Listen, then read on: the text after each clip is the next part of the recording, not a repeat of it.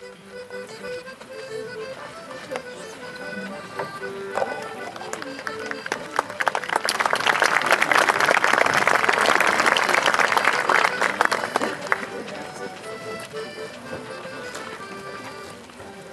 me suis fait prêter un livre sur les sociétés coopératives. Vous l'avez lu, Souvarine?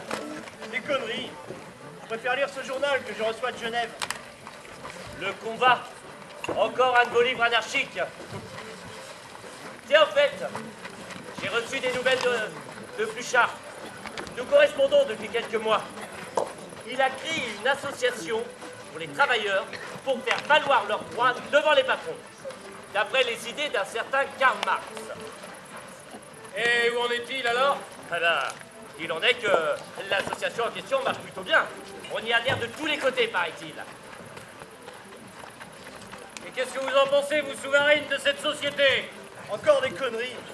Enfin, mais c'est de la fameuse Association internationale du travailleur dont il s'agit. Elle dépasse tout ce que vous pouvez imaginer. Une campagne où la justice va enfin triompher. Des conneries. Pas de politique, pas de conspiration, n'est-ce pas? Tout au grand jour et uniquement pour la hausse des salaires.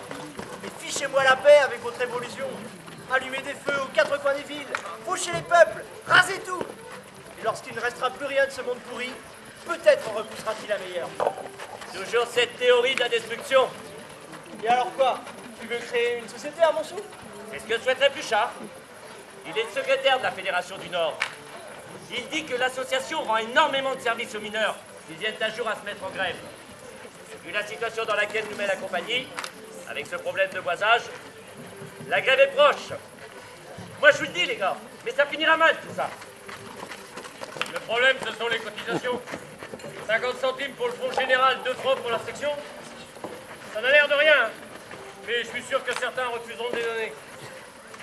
T'as raison, Rasseneur. D'autant plus que on devrait créer une caisse de prévoyance, qui à l'occasion deviendrait une caisse de résistance. Qu'importe. Mais il faut penser à ces choses-là. Moi, je suis prêt. Si les autres le sont. Nos enfants verront ça. Si les adultes ne le voient pas. Ce siècle ne peut s'achever sans qu'une autre révolution n'ait lieu. Et celle des ouvriers, cette fois. Un chambardement qui nettoiera la société de haut en bas et qui la rebâtira, mais avec plus de propreté et de justice. Et il faut que ça pète. Faire varier les salaires. Est-ce qu'on peut? S'ils tombent trop bas, les ouvriers crèvent. Et la demande de nouveaux hommes les fait monter. S'ils montent trop haut, l'offre trop grande les fait baisser. C'est l'équilibre des ventres vides. Non, il faut tout détruire ou la faim repoussera. Oui, l'anarchie, plus rien. La terre lavée par le sang, purifiée par l'incendie. Et on verra ensuite. Eh bien, avant que la faim ne repousse, je vous paye une bière. Et celle-là, elle sera pas pour la compagnie. J'ai descendu toute l'église d'un coup. Bien joué le mec. Eh, le gagnant paye sa tournée, hein. J'en suis. Tu faisais partie de l'équipe perdante? Non? On va voir plus loin alors. On va essayer, hein. Et la mouquette? Tu es seul? Et tes amoureux? Les amoureux, je les laisse tomber. J'en cherche un. On se doute bien de celui que tu reluques. Puisque la compagnie prétend que nous sommes libres, eh bien que craignons-nous? Nous n'avons que ses pensions, qu'elle nous distribue à son gré. Et lorsqu'elle ne nous fait aucune retenue. Non, il faudrait créer à côté une caisse de prévoyance sur laquelle on pourrait s'appuyer, au moins dans les cas de besoin les plus immédiats. Oui, moi je veux bien, mais ce sont les autres. Tâche de décider les autres.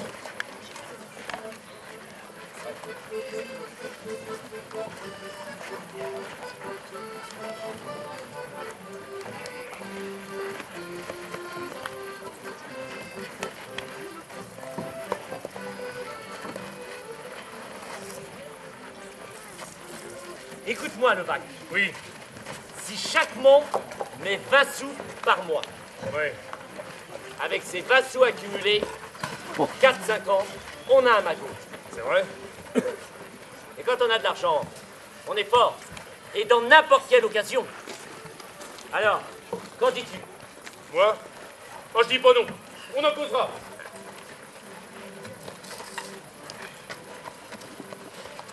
Dis, tu veux pas m'aimer? Je t'aime bien. Non, non, pas comme je veux.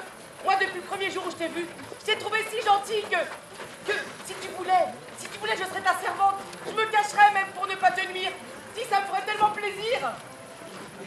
Écoute, tu es une brave fille, mais ce que tu me demandes est impossible, voilà. Pourquoi? T'as une autre amoureuse? Je préfère pas la connaître. Je sens que je deviendrai méchante. Puis laisse-moi maintenant. Laisse-moi. Tu me fais du chagrin. Beaucoup de chagrin.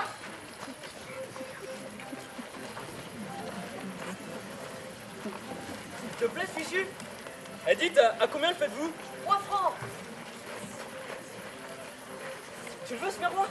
Je te l'offre si tu veux. Voleur! Satanés enfants. Ils finiront au bail. Puisque c'est comme ça, je te ramène à la maison. Catherine, Dépêche-toi. Catherine, ne pars pas maintenant. Le bal va bientôt se terminer. Comme vous êtes tous réunis, nous voulions vous annoncer notre mariage. Tu te souviens? Toi qui parlais d'étrangler Catherine si elle faisait la bêtise. Oui, bon, bah, ce qui me rassure, c'est qu'il faut pas qu'elle ait d'enfant. Vois-tu qu'elle accouche celle-là aussi, et que nous soyons forcés de la marier. Eh bien, qu'est-ce que nous mangerions, alors? Alors comme ça, tu acceptes que Zacharie se marie avec Philomène et qu'il parte de la maison. Fallait bien que ça arrive un jour. Comment allons-nous faire avec un salaire en moins?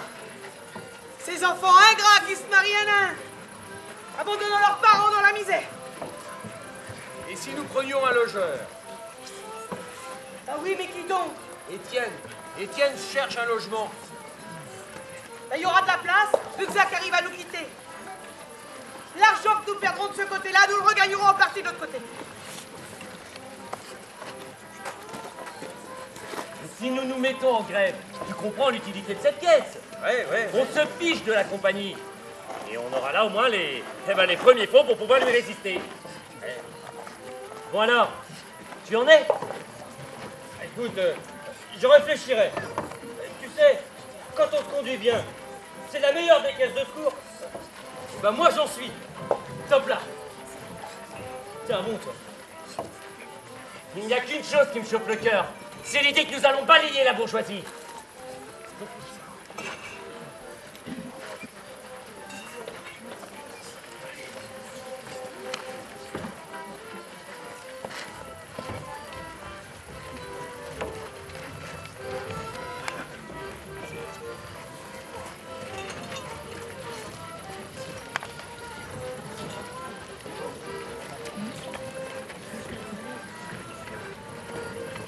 Bon, à partir d'aujourd'hui, Étienne habitera chez nous.